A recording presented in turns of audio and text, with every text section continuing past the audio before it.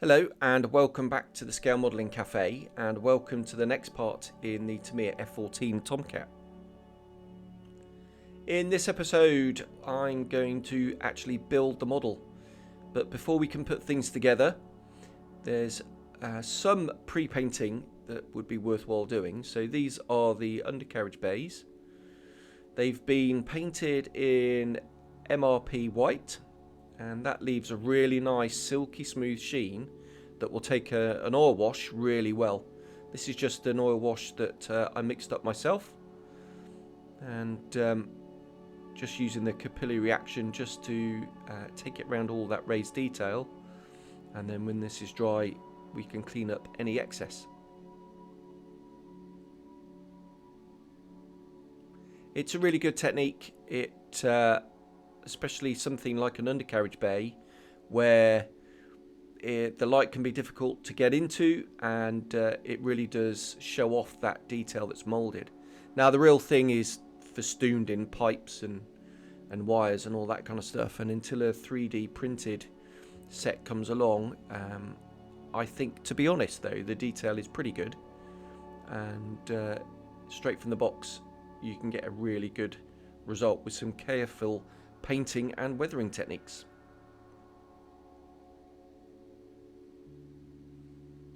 Just using a brush in certain parts just to blend the oils in certain areas.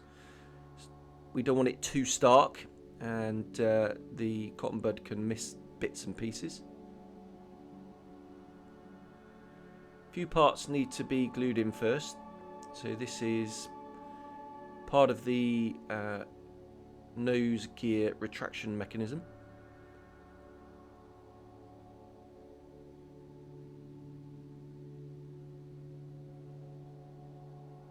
And then the parts just simply click together. Really, you don't need glue, but yeah, it's a good idea to use glue, just belt and braces.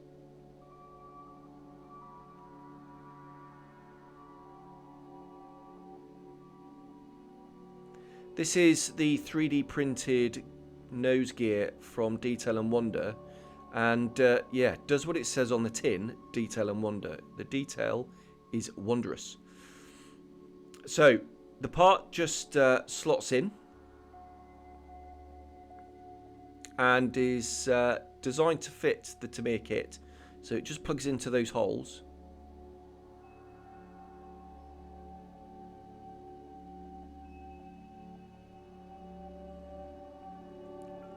Don't glue that part in, just glue the sidewalls in.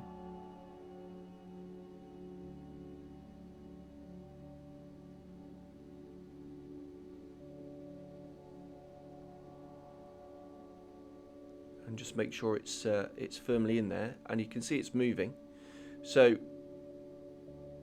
we can just fold it away, and that's going to protect it A, from damage, and B, from painting.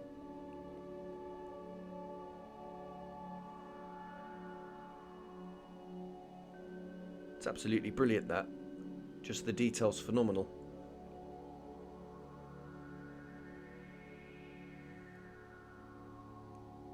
This little bit of detail blah that needs to go in. Obviously the nose gear leg is out the way, and then that can just be swung down on top.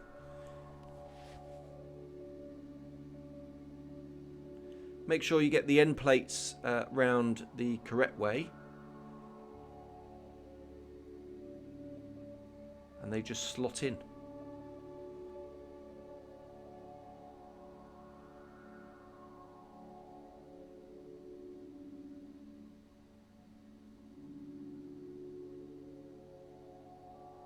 Again, don't need to glue it, but I'm just going to add a tiny touch just for belt and braces.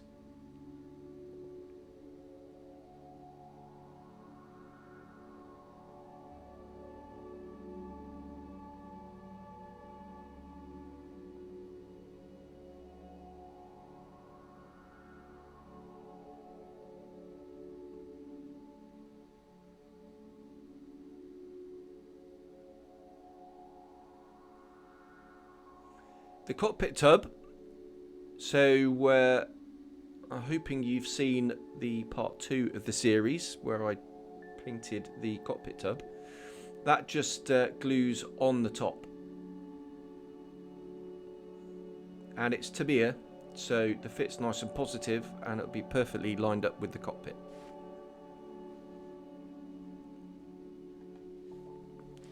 Just applying a bit of pressure there, making sure it doesn't move, and that can just be glued in to the cockpit sides. You can see it's been painted black there. That's just to stop any sort of light reflecting, really. You're not going to see that. It is going to get covered up with the sort of top plate. Different types of glues here and there, using the thinner glue with capillary action, and then the thicker glue you can just put on the parts and just squeeze it all together. And the fit, obviously it's Tamiya, is superb. Now often I'll use super glue for these sorts of parts, partly for speed, partly because you know you're not going to get any ghost seams appearing later on as the glue takes days and days and days to cure. But I thought this time, you know what, the fit is so precise, let's just use a little bit of the liquid glue. And even though I waited a week before sanding, I did get a slight ghost seam when I just applied a bit of paint to the area, so that had to be a little bit of sort of surfacer type liquid putty over the top and sanded back.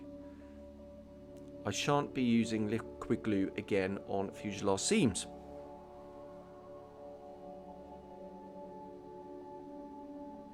Just using a lot of pressure there just to squeeze the glue out.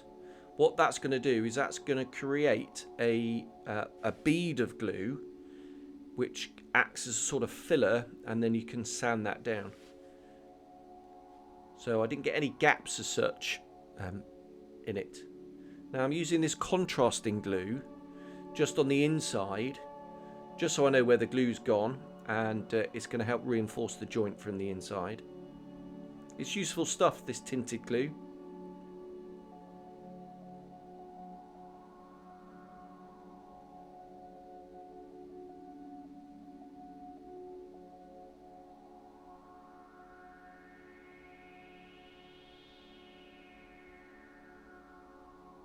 And again, just using lots of pressure there, just to squeeze the molten glue out of the joint to fill it.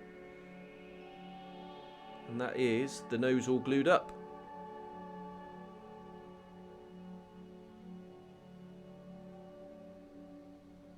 So here is that bead of plastic from the pressure, and using some sanding sponge, this is 280 grit obviously, as you can see, we're just going to rub it down. And I like using the sanding sponge because it helps to prevent any flat spots.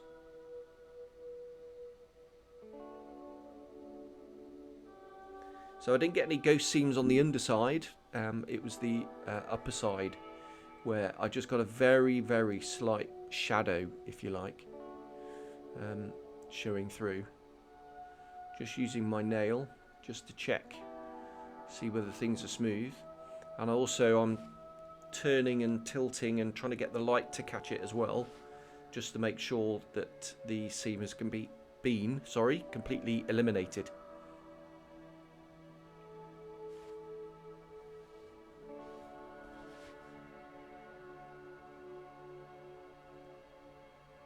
So this is a finer grit sanding stick. It is quite relatively soft actually for a sanding stick. I'm just wiping away the excess with the back of my hand, and that's going to polish out any scratches. So belt and braces now. I didn't need to use this on the underside, but I thought I would anyway. This is the new surfacer stuff from Ammo MIG. It's the thin, and I'm just painting it along the seam. In fact, I might have had a little bit of a defect there, just in the middle. And we're just going to use this very fine surfacer stuff. You can use Mr. Surfacer. It's the equivalent. This one doesn't shrink as much as Surfacer. In fact, it's claimed to be no shrinkage. And I'm just building up the layers. It dries incredibly quickly, actually.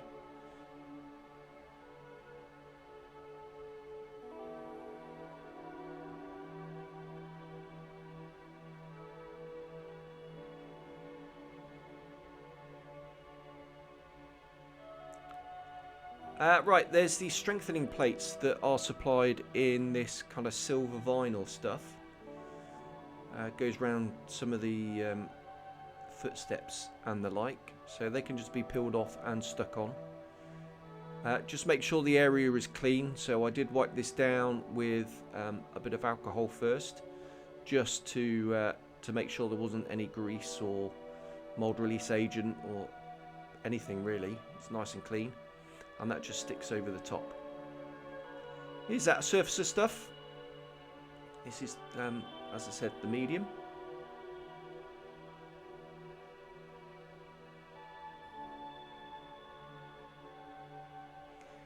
And these side panels here, they fit really nicely, but they're not perfect. So I'm just going to go in and just fill the sort of hairline seam with this surfacer stuff. Comes in the standard ammo bottle, so the brush is incredibly fine and pointing, and it means it's really precise. So very little excess is splurged everywhere.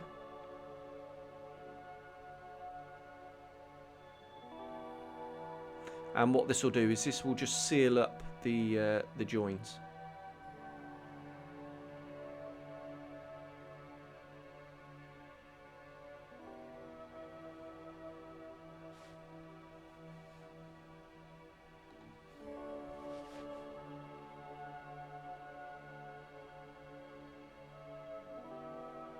You can see how quickly the stuff dries. It's drying on the brush, so I keep having to go back quite a lot just to reload the brush. The brush isn't going to clog. It will just melt the stuff. And talking of melting stuff, just using a cotton bud dipped in Mr. Hobby thinner, and we can just rub the excess away. No sanding required.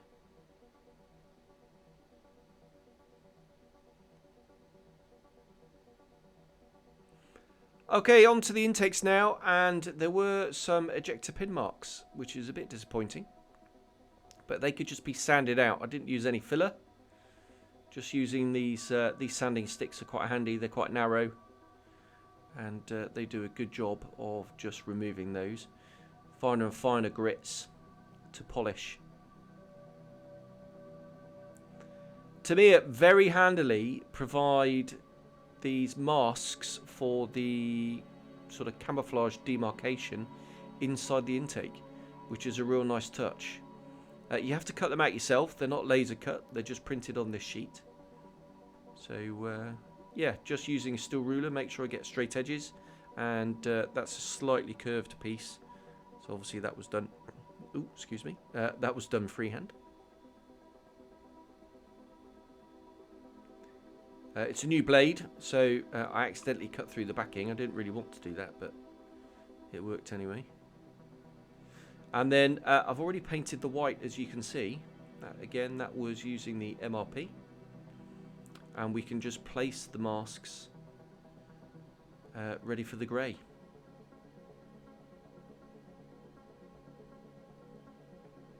And just using a bit of extra tape just to make sure the joins are covered. Once sprayed in the correct colour, I forget which FS it is, maybe 320, can't remember. It's in the instructions. We can just peel away the masks, and we get a perfect demarcation. So thanks very much, Tamiya. That really helps.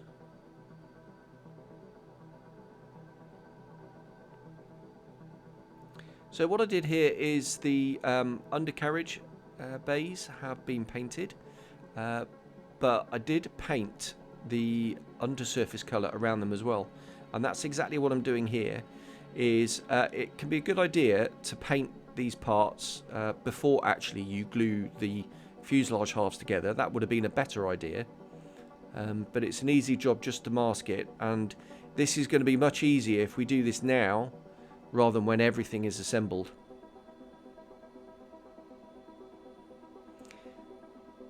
Now, really innovative way of doing business here from Tamiya. So obviously this is the sort of center fuselage section, and we glue these little sort of widgets in,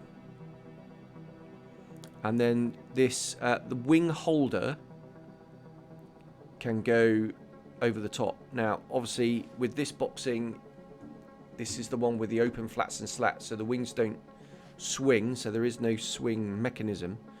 So this thing is screwed into place. The screws are provided,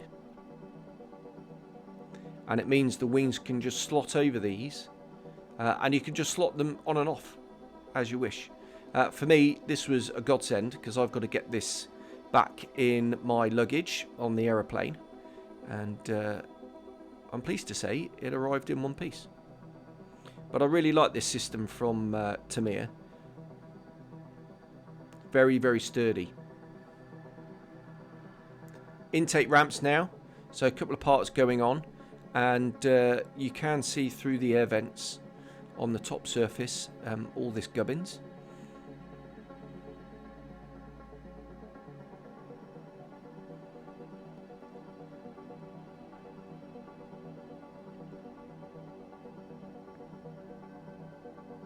Again, the fit is very precise, and you can't get anything out of alignment, and you can't glue the wrong parts together. It's all handed. Really clever engineering and good design. There's this separate belly plate thing that goes in, and as you can see, I'm using the blue glue, and a bit of the clear glue over the top. No real reason why I use the blue other than why not. Again, the fit is very precise. You're not going to know that's a separate piece on the finished model. It's really impressive, the engineering on this. Well, it's Tamiya, so you'd kind of expect that.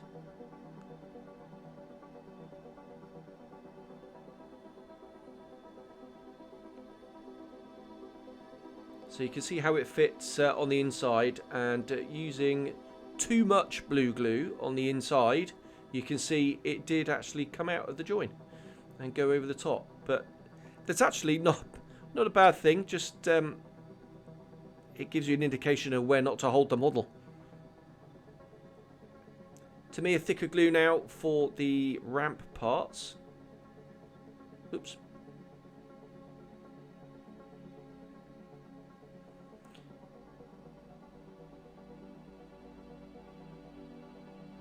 I'm backing it up with the liquid glue on the location pins, and the capillary reaction will wick underneath as well. So you can see how modular the whole design is. There's actually quite a weak part initially, but as you glue more bits and pieces in, it gets more sturdy. What's going to help is the gear bays. And you go one way round. So this was these parts were treated the same as the nose gear bay.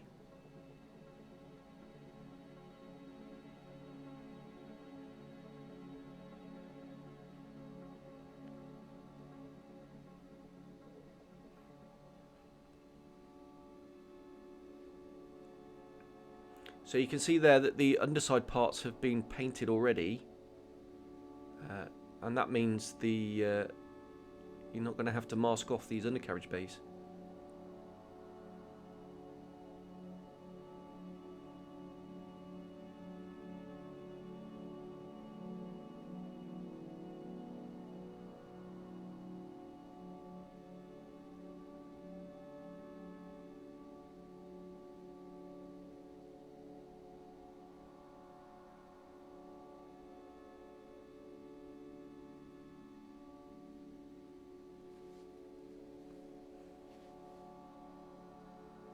So you can see there, just putting in the main part of the bay, and then that separate piece gets glued in afterwards, and that ensures a perfect lineup.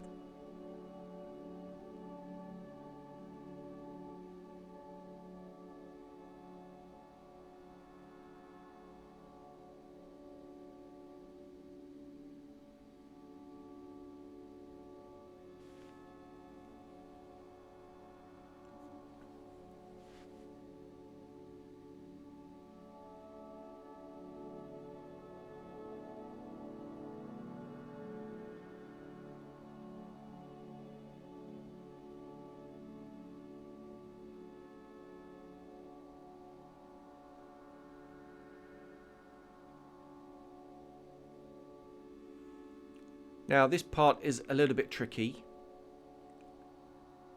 but it just clicks into place. Takes a little bit of manipulation.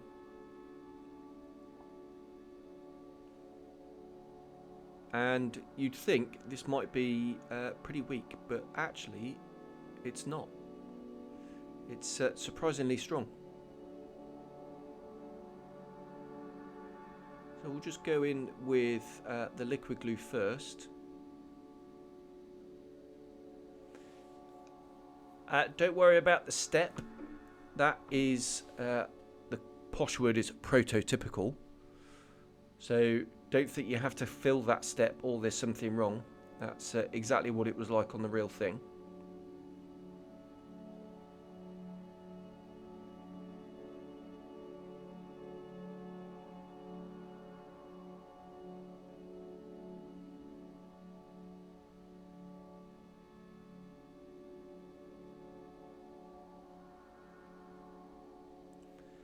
But even though it is fairly strong, I did back it up with some super glue. This is the rubberized black stuff. So it's not as brittle as normal super glue. There is a little bit of flex to it.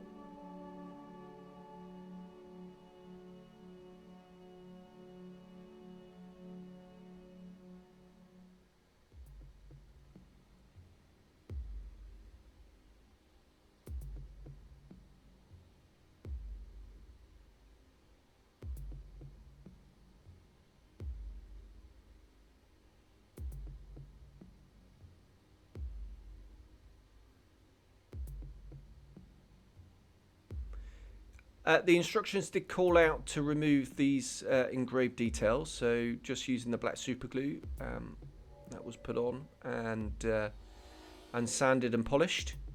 And then talking to the black super glue, it was used down the back end to glue the top and the bottom parts together. This rubberized stuff, as I said earlier, is a little bit flexible, but the advantage of this is again, no shrinkage, and you can sand it pretty much straight away. I use it towards the front as well, and then once that was all sanded and polished, we can just go in and restore some of the panel lines that sort of wrap around.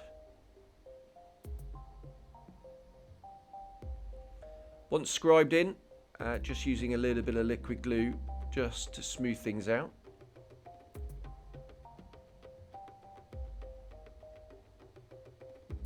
It's all part of the intake system, so the insides were painted white and these were glued together. Now you might think, yeah, but surely you want to get rid of the seam on the inside. You can't see the seam on the inside. The fit is that precise, and it's relatively buried deep down the intake, and you just won't see them, so you don't need to do that. The first stage compressor that was painted up, and that just simply slots into the back.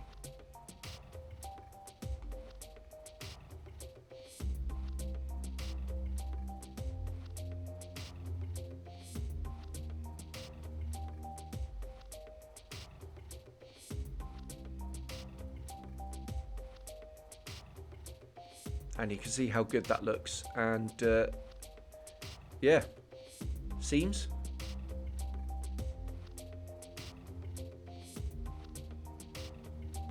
So you can see there I've written the actual number on the parts. It really did help actually, just to make sure I get things the right way round. And the intake there just kind of slots in. Again, there's a little bit of a join at the front, but you're not going to see that because you're going to look at it from that angle. Now to glue them into the model, and funny old thing, the fit is superb. Ever so slight hairline gap right at the very front, which I eventually filled with a little bit of Mr. Surfacer.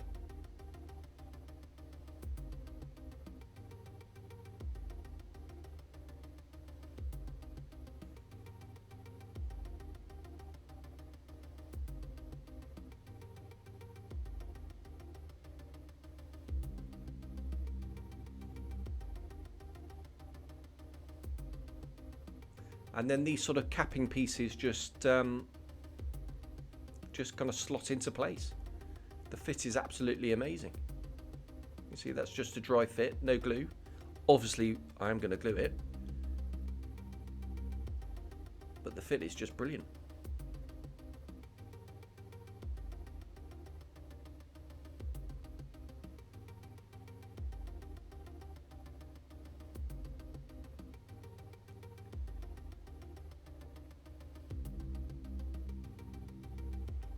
There you go, one side complete. This belly plate, that just kind of clips into place. The fit was better on one side than the other, I will say. Very good overall though. But I did end up having to sand and scribe on one side.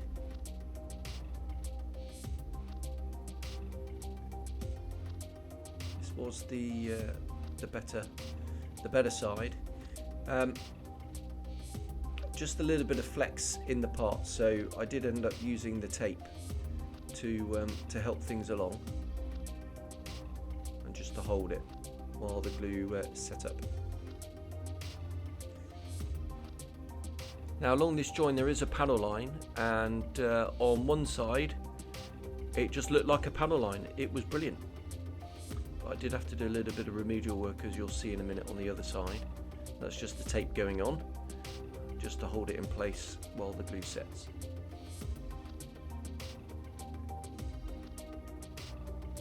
A bit of a faff.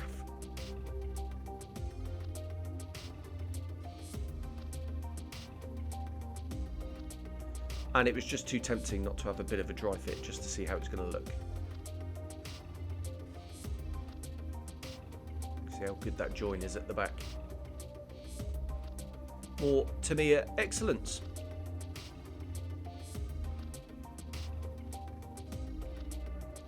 Tailplanes come in two halves.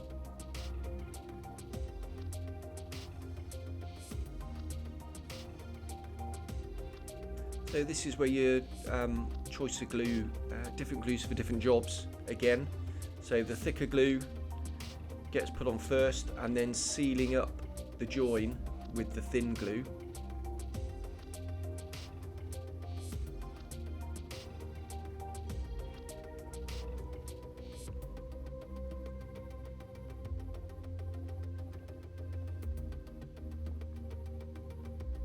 Tail fins done in exactly the same way.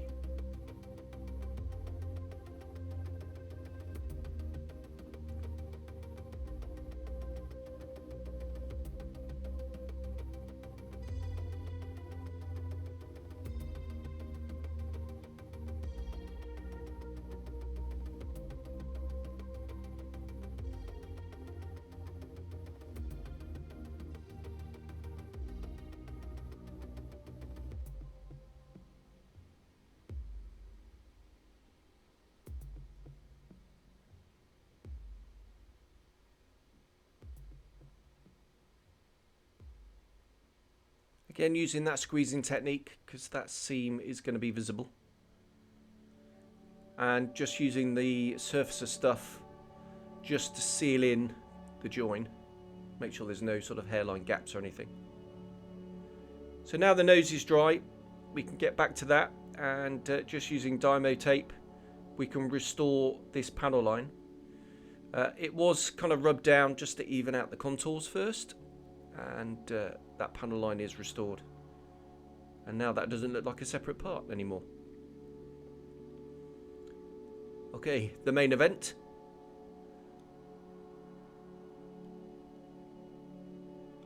And look at that join. Absolutely amazing.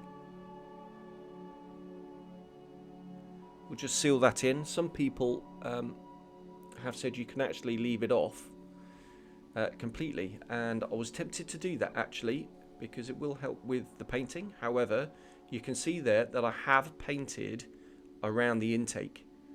That's going to keep the paint smooth and make masking a lot easier.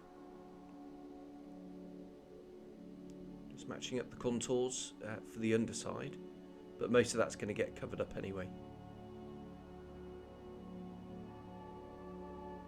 Got these weapon pylon things that go in. And with that, the airframe is ready for painting. So obviously the wings, tail planes, all that kind of stuff is all left off, and it'll all be painted separately and then glued together at the end. So thanks very much for watching this episode, and in the next one we get into the meat of the painting and weathering. So I hope to see you then. Cheers, bye bye.